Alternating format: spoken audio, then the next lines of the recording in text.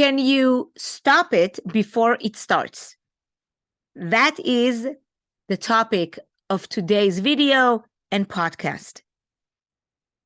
Many of you know that once a week, I attend religious services. Most of the time, I lead a prayer or I read from the Torah. And sometimes I give 2 minutes of a thought about the particular Torah portion. And today, the Torah portion was about leprosy, and I was supposed to give this talk. So I thought about that.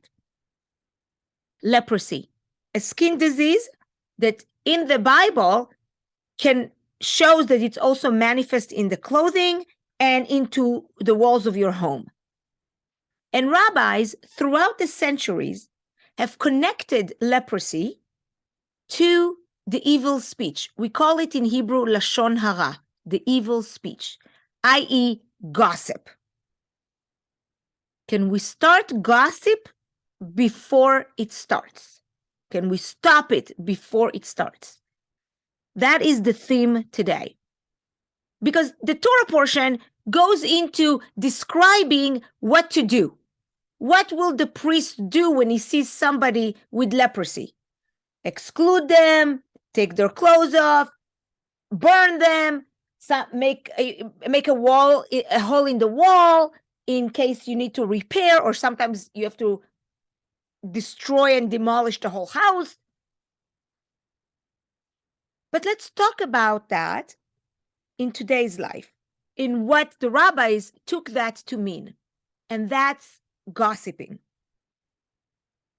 Imagine an environment, working environment, or at your home, or with your friends, that there's not going to be any gossiping, that people will not gossip. Wow, what a concept, right? Because human beings are prone to gossip. We do that. You do that.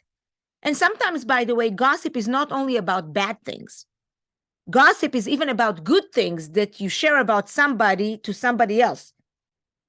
It's actually called the dust of the evil speech. You don't even intend that to be a gossip. And we can go into that maybe later on in another video. What does that mean? That I can't give somebody a compliment? Yeah. You can give it to their face. But I'm talking to a person about the person right there and giving a compliment about D to A. Sometimes A doesn't like D. So when you tell a compliment to A here, it makes them jealous. And therefore, they're going to go and talk bad about D person here. So that's one form of even what you regard as a compliment is not necessarily perceived this way and is considered gossip. Now, I'm not talking about that kind. I'm talking about sometimes malicious talk, which human beings, again, have been doing this forever for different reasons. But in this short video, which I will also write a blog about it, so I do encourage you to find that blog. Maybe it's connected to this YouTube or video, or perhaps is in LinkedIn or whatever that is. Find it. Maybe I will put the link here so it will be easy to find. We all do gossip. And our tradition tells us that if we are connected to gossip, it will be as if we are involved in much, much more severe sin, almost like killing somebody. Because not only do we have the danger of killing the reputation of the person we're gossiping about, but it's the person who's listening to our gossip. And it's us uttering it. So actually, there are 3 people involved in this. The person who speaks, the person who listens, and the person who is talked about.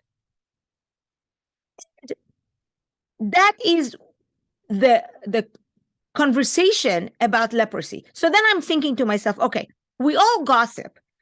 And the Torah tells us what to do when people have the leprosy. I want to maybe answer the question of, can you stop it before it starts? What are the principles that are needed for us not to get to that place. And I was thinking of a three-legged table because that's the most stable, right? I mean, 4 and 5 and 6 can be more stable, but a minimum of three-legged table. And if we have those 3 legs of that table solid and secure, then I think we will omit some of the gossip that maybe it's a human inclination to do. And the first one, and I want to share it with you, the first one. The first one is the self-awareness, is what do you bring? Understand that what you bring to every interaction. The more you commit yourself to knowing who you are and your wish of what you want to become in the future, the more you have the chance of starting to live that way here in the present. So I want you to notice how you operate in this world. Maybe just literally write a little bit of a diary at the end of the day. How many times did you speak about other people? What was your intention? Just observe. Don't judge yourself. Just observe where you are. And I think the mere fact of writing it down will decrease it over time. So that first place is awareness, but also owning that. Owning that you do gossip or that you had instances when you gossiped. Because awareness by itself doesn't get us far. So I'm aware that I do that. Okay. Now what? Right? So awareness not by itself. Own that you do. So that's the first leg. The second leg is knowing other people, is understanding the emotional intelligence of the people you surround yourself with. How do you choose the people you surround yourself with? How do you understand their influence on you? Tell me who your friends are, and I'll tell you who you are. Sometimes in a work environment, you may not have the choice of who you hang out with during the work, but you do have the choice of what you listen to and what you don't engage in. That is, you do have the choice. So understanding the power of other people on you, and maybe you on other people, it goes both ways. And so that's the second leg that I wanted to share with you. You know, talking about the first leg, I do want you to ask yourself, do I want to participate in this conversation? If you are in a gossiping conversation, ask yourself, do I want to participate in this? How does it make me feel? What does this gossip mean to me? Do I want to connect to somebody who gossips about other people, especially if they do it habitually? Because I think answering these questions can influence your own behavior and your own habits. If you surround yourself with people who gossip regularly, rest assured that it's just a matter of time before you become the subject of this gossiping. So these are the 2 legs. The last leg I want to offer you is the leg of trusting and committing to a higher calling. Why were you created? What was the purpose of your creation? Is it to gossip? Is it to compare yourself with other people and talk about it? You may be, resolute not to gossip, and you may surround yourself with like-minded people, yet sometimes we regress. Sometimes we fall short than what we want to have our own expectations for ourselves. And that's when the trusting an outside power, in my case, it's God, helps us stay on course the time that we do relapse. There is a prayer that Jewish people say every morning in services. And when I lead it, usually it's done silently. But when I lead the prayers, I make sure to say these words in an undertone, but enough for people to hear it, because a lot of people skip through that paragraph. They just do. So not with me, and the reason I say it is not because of them. The reason I say it is because of me. I want to make sure that I keep that paragraph in my mind.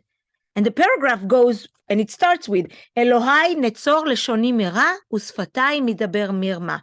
That's the beginning. That's the first sentence, which means, my God, keep my tongue from evil and my lips from speaking lies. And then it continues, help me ignore those who would slander me. Let me be humble before all. Open my heart to your Torah that I may pursue your commandments. Look at the powerful of these words, of this pleading prayer the Jews do every single morning if they go to synagogue, or if they pray at home. But most likely, if they don't go to synagogue, they may not pray at home. So I wanted to share with you the three-legged table. And it's connected to another phrase that a friend of mine, Keith, mentioned the other day when I was talking to him about my thoughts about leprosy. And it's the principle that the world stands on three principles. It's a phrase. It stands on Torah, Avodah, and Gmilut Chasadim. Torah, connecting to my third-legged trust and commitment to a higher power. Avodah, which means service, and it's connected to my first leg, which is the awareness. What do I bring? The praying. Praying makes me get closer to who I am.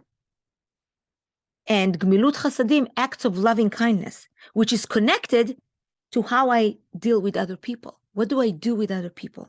How do I communicate with other people? So keep in mind that, because the more we keep in mind this, the less we will have a chance that our table, our three-legged table, will be wobbled. So I wish for you an amazing weekend, a meaningful weekend, a weekend and a life with a little less gossiping. Thank you.